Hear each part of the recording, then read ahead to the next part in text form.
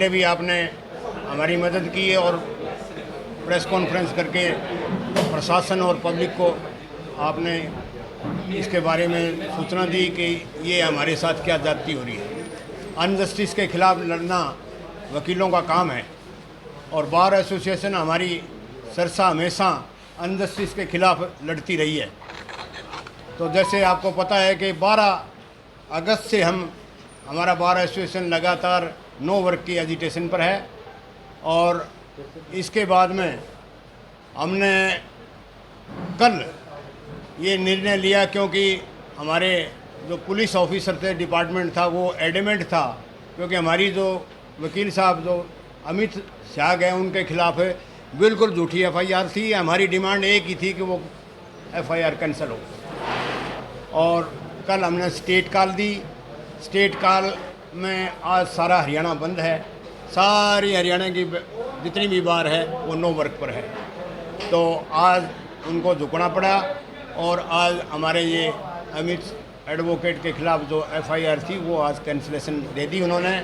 इसके लिए मैं हमारे वकील और हमारे नेता बीजेपी के जगदीश जी चोपड़ा और हमारे बीजेपी के मेरे छोटे भाई प्रधान यतीन्द्र जी, इनका बहुत ज़्यादा योगदान है।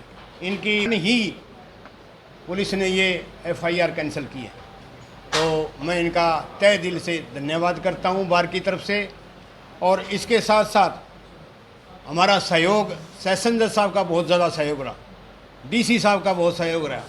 तो एडमिनिस्ट्रेशन यानी डिस्ट्रिक्ट एडमिनिस्ट्रेशन और डिस्ट्रिक्ट जज हमारे साथ खड़े रहे क्योंकि हमारी जो डिमांड थी, जो हमारा मुद्दा था, जो हमारा, तो वो बहुत जायज़ था।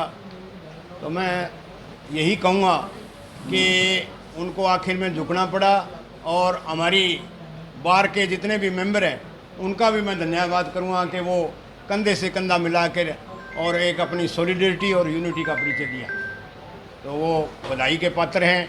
और बार एसोसिएशन हरियाणा, मैं उनका बहुत बहुत धन्यवादी हूँ, तहे दिल से धन्यवादी हूँ कि उन्होंने मेरी एक कॉल, हमारी बार की कमेटी की एक कॉल पर आज सारा हरियाणा बंद है।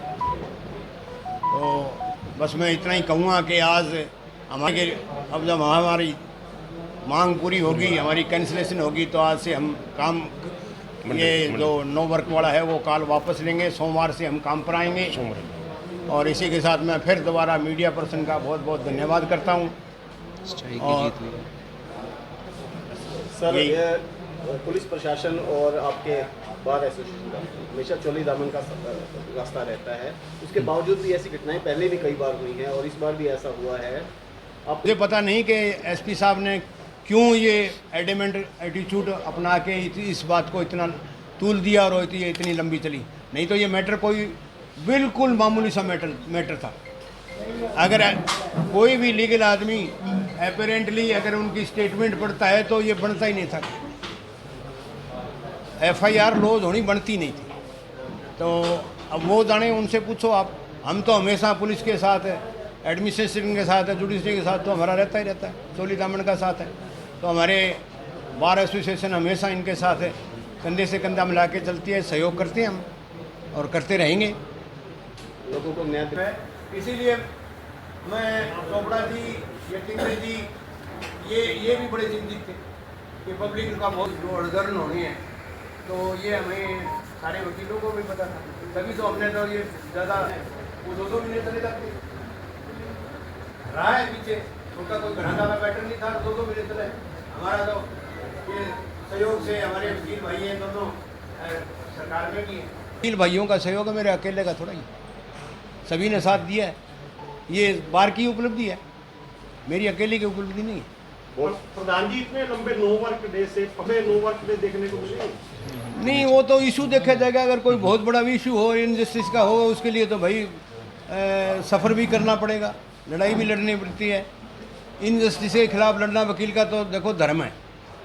जहाँ भी अन्याय होगा हमारे वकील सबसे आगे होंगे। वकील ही अगर नहीं लड़ेंगे अन्याय के खिलाफ तो फिर बताओ कौन लड़ेगा। अधिकारों के लिए, अन्याय के अधिकार के लिए। तो मैं तो ये समझता हूँ कि हमारे वकील भाई एक बिल्कुल सॉलिडिटी और यूनिटी के साथ है। आगे भी कोई ऐसा इशू होगा तो हम लड़ेंगे। और किसी का सवाल? बहुत है सवाल।